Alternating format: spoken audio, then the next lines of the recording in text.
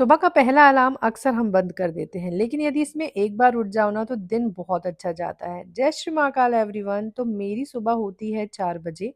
और आज सुबह इतना अच्छा मौसम लग रहा था, गर्मी थोड़ी सी कम लग रही थी। वैसे नौतपा लगने वाले हैं तो गर्मी तेज होने वाली है, इसलिए ऐसा लग रहा है कि अभी 1-2 दिन से थोड़ा सा तो कम लग रही है, क्या पता एकदम से बढ़ जाए। बस बारिश होने का डर है, मुझे लग रहा है बारिश नहीं होना चाहिए, क्योंकि अगर बारिश हुई तो बहुत अजीब गर्मी पड़ने लगती है। तो सुबह के काम मेरे लगभग सब निपट गए हैं, जो किचन का बचा है वो मैं छोड़ देती हूँ, क्योंकि मुझे पूजा वगैरह करनी थी। तो मैंने सोचा क्लीनिंग बस कर लेते हैं और सीधे पूजा की तैयारी करते हैं। तो घर एकदम क्लीन कर लिया है, बस समेटने का जो बचा था वो बाद में समेटूंगी। झाड़ू वाड़ू इसलिए पहले लगा लेती हूँ कि पूजा के पहले हम झाड़ू लग जाना चाहिए घर पे। तो मैं आ गई हूँ बाहर धोने के लिए, और यहाँ सामने देखो एकदम ही सामने गार्डन है, और यहाँ मैंने वॉश कर लिया है। गर्मी हल्की हल्की लग रही है मुझे अभी भी।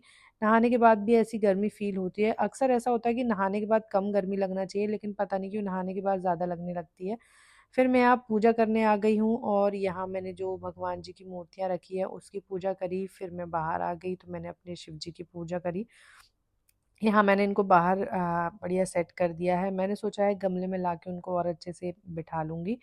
और यहाँ मेरी पूजा लगभग हो गई थी भगवान जी की, तो मैंने सोचा चलो अब थोड़े बहुत काम में लग जाना चाहिए। थोड़ी देर बैठ के मैंने एडिटिंग करी, आराम किया, और फिर उसके बाद देखा तो टाइम काफ़ी हो रहा था। आ गए थे सब्जी वाले भैया, कुछ सब्जी नहीं थी। मैं जब घर से आई ना तो यहाँ मैंने देखा कि बाप रे, गर्मी इतनी है कि मैं सब्जी लेने नहीं जा सकती, और मैं गई भी नहीं सब्जी लेने के लिए।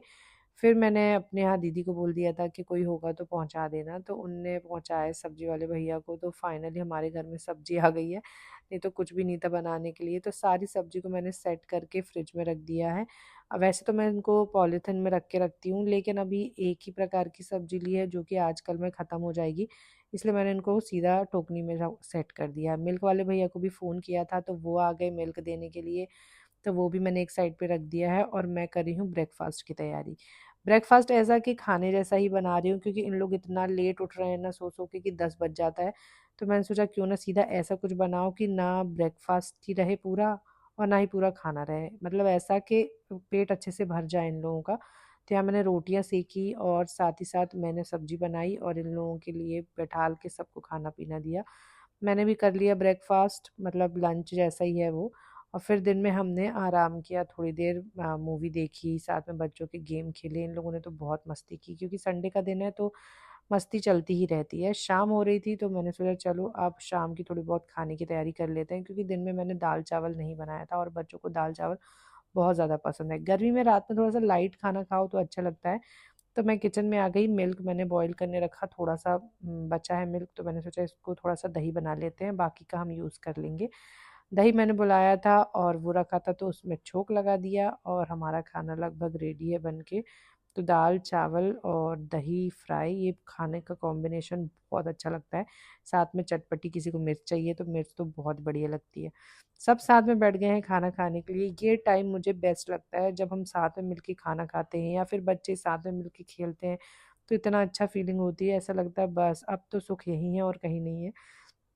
मेरे लगभग सारे काम हो चुके हैं, लास्ट में बर्तन बचे हैं और बच्चे लोग भी चले गए हैं ऊपर। मैंने सोचा सब क्लीन करके आराम करके फिर आराम से जाके सो जाऊंगी। तो मिलती हूँ आपसे नेक्स्ट व्लॉग में। व्लॉग अच्छा लगे तो लाइक करें और चैनल को सब्सक्राइब करें। मिलते हैं नेक्स्ट वीडियो में, तब तक के लिए बाय।